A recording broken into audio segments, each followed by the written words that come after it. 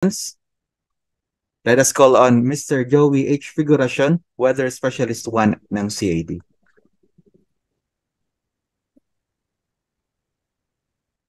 Maraming salamat, Ian, at magandang umaga po sa ating mga participants. Nationwide po, magandang umaga po.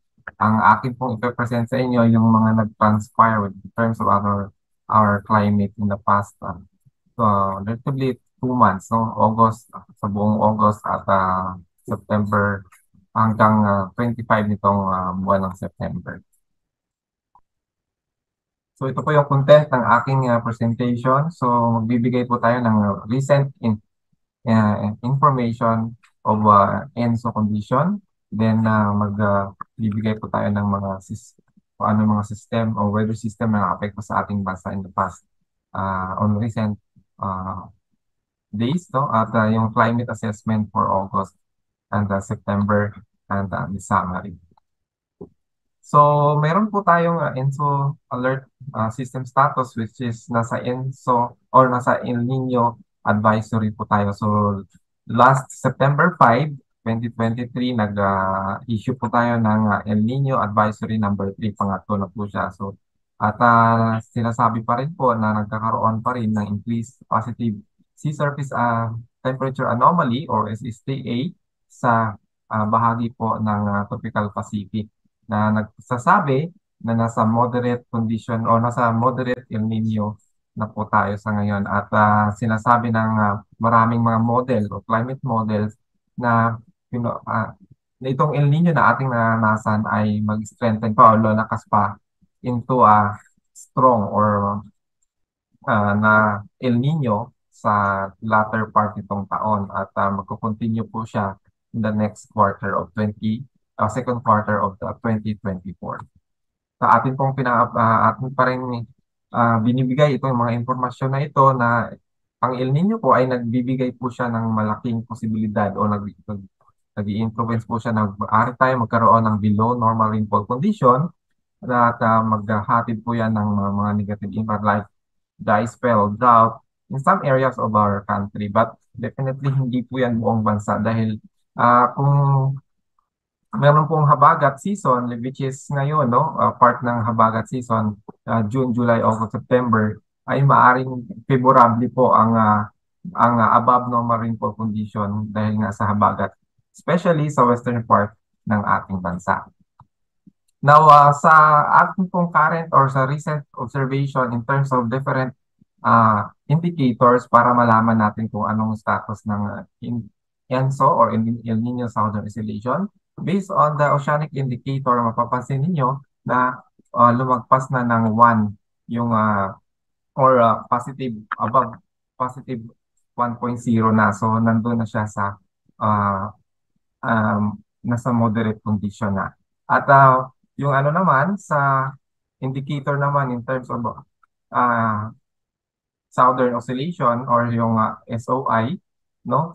Ito kasi sa oceanic is more on kung lumalamig ba or umiinit yung dagat. Dito naman sa atmospheric indicator ay kung naging mas low pressure area ba yung bahagi uh, Central Equatorial Pacific. So dito nagsasabi na mas nagkakaroon ng low pressure area doon. Kaya naman yung convection mas nadadivert o nag-shift doon dito sa may sentro ng Pacific.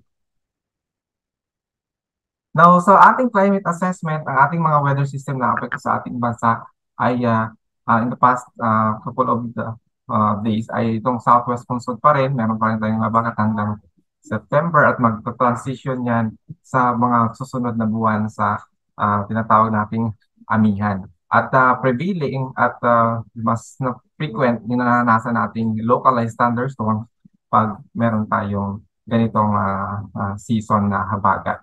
At yung intertropical convergence zone ay nakapekto din sa ating bansa, yung easterlies, low pressure areas at maging mga bagyo. So mayroon tayong 3 bagyo na naranasan o nakapasok sa ating area of responsibility, which is si Goreng, si Hana at si Eneng.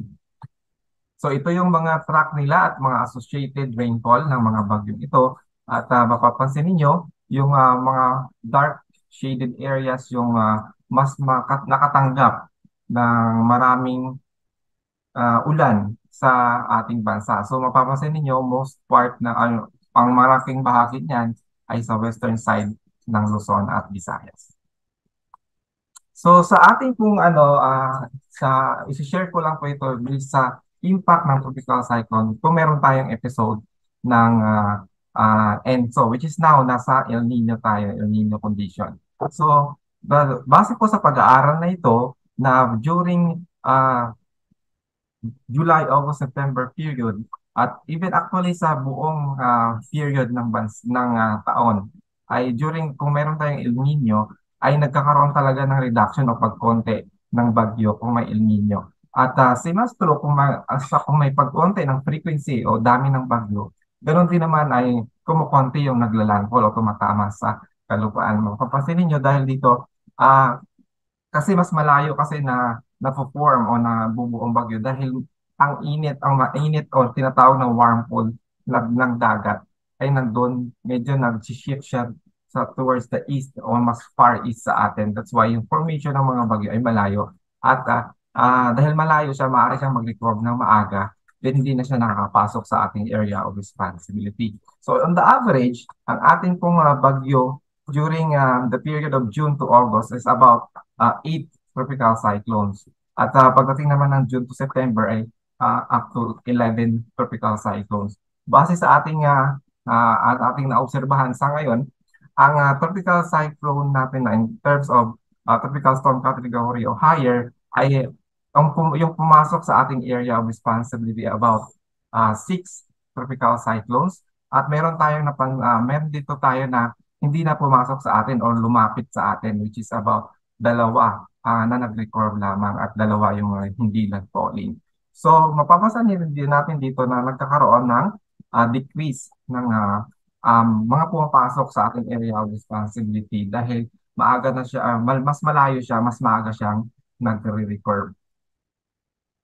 At anong implication nito kung halimbawa may reduction ng although sabi nga devastating itong mga bagyo na ito na naranasan at lalo na kung papasok or mag-landfall sa anumang bahagi ng ating bansa. But base po sa pag-aaral na ito, may benefit ang pagkakaroon ng bagyo lalo na pag tumama or lumapit sa ating bansa. Dahil sa JGA o June, July, August, September until November ay malaking contribution po ng bagyo sa ating tubig ulan dahil about 70% ng ating rainfall sa bansa ay nanggagaling sa bagyo o sa pagkakaroon ng bagyo. Lalong-lalo na sa bahagi po ng Luzon. So mapapansin nyo dito itong yung mga pula, so yan yung mas malaki ang contribution ng bagyo sa tubig ulan natin.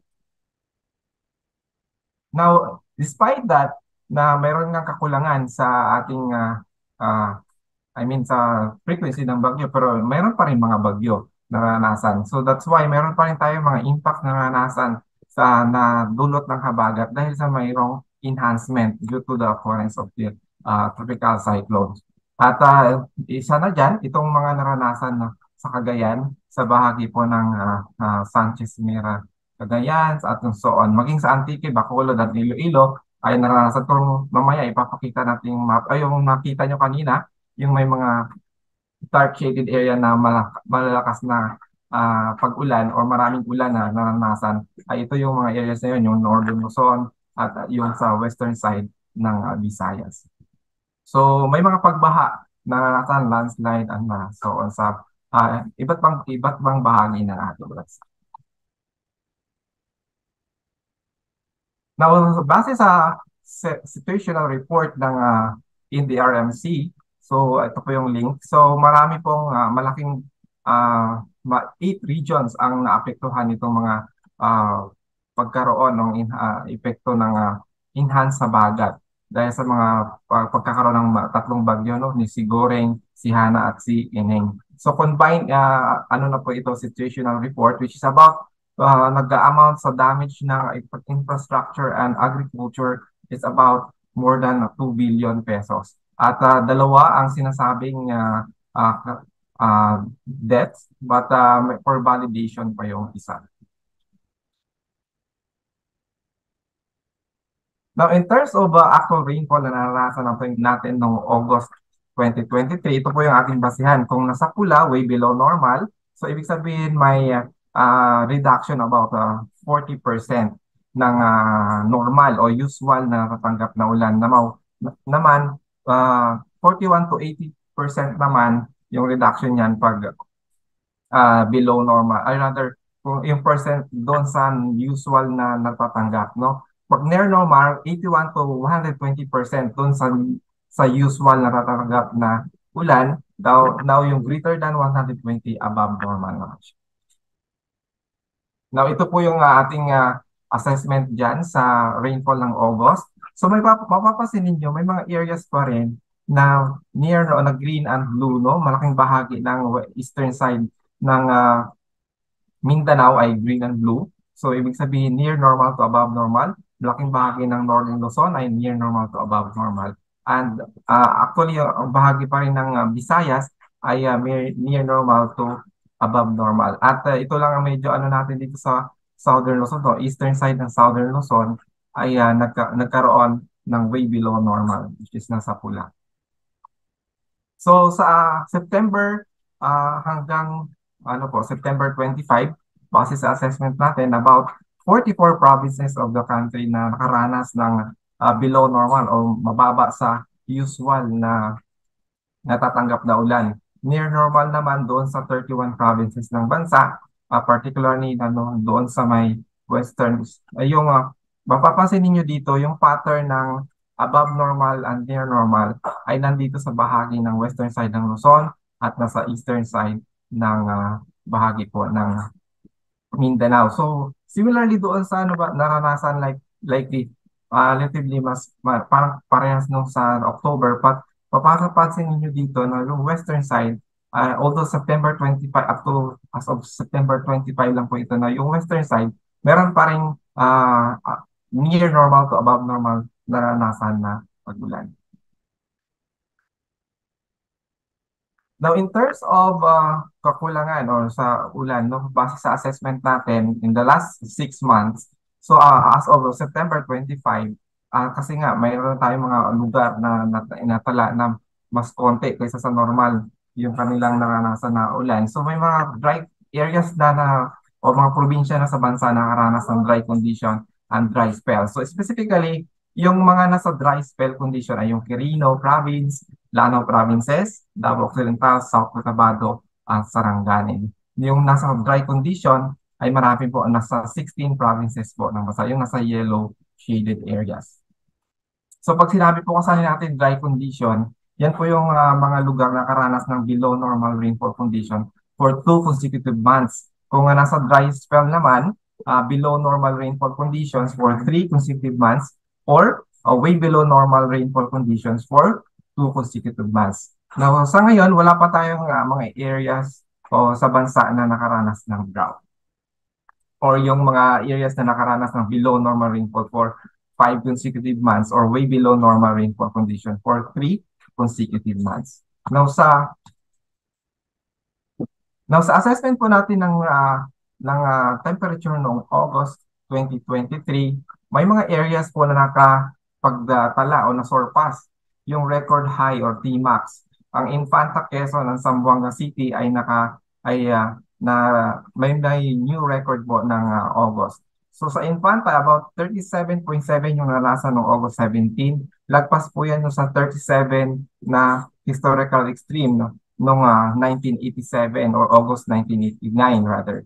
At sa Zamboanga naman, ang new record na sa buwan ng August ay 36.2, nalagpasan po yun yung 35.8 noong August 2021, dalawang magkasunod na araw.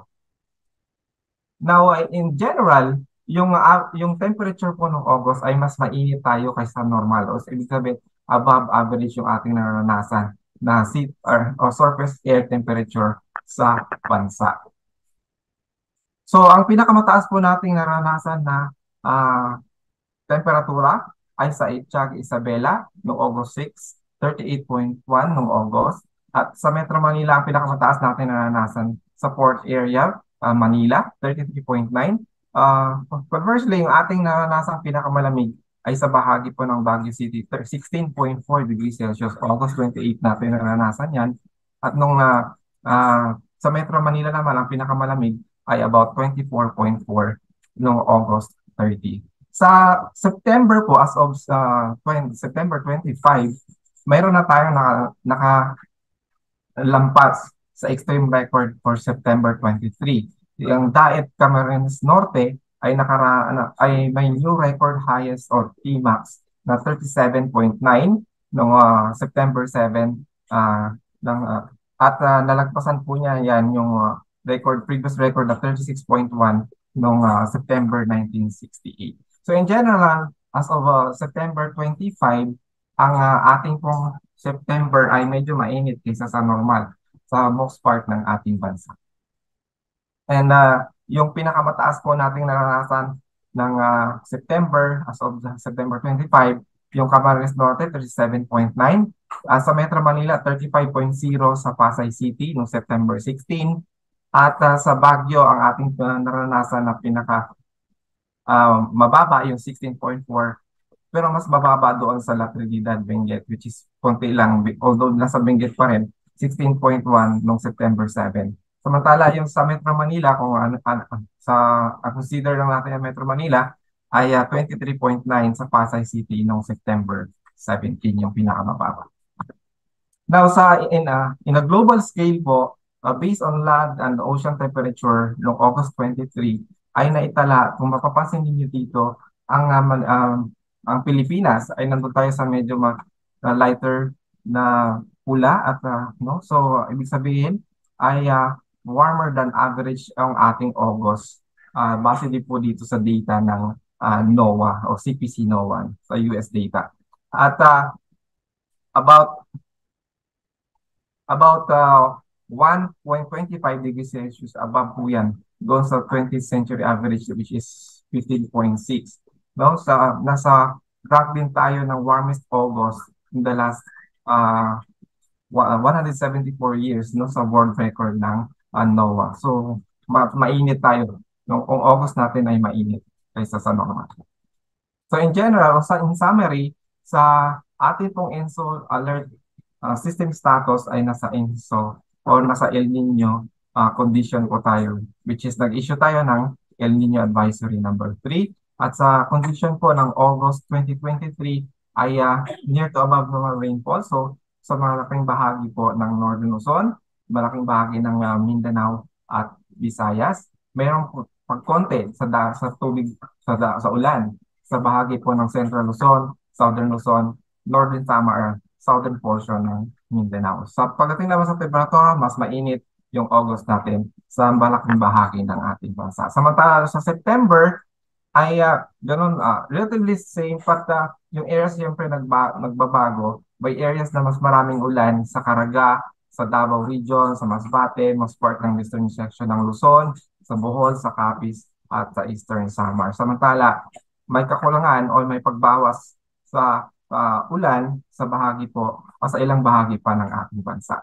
Samantala sa September, as of 25 ng September, ay mas mainit tayo ang ating September kumpara sa normal ang ating naranasan na temperatura. So yan po ang ating review for the last 2 months. So maraming salamat po sa pakikinig. Maaari po kayo magtanong mamaya sa ating open forum. Thank you so much, Sir Joey, for giving us I am your MC for today's forum, Ianil Nunez, now signing off. Maraming salamat. Maraming salamat po sa lahat. Thank you very much po sa ICT na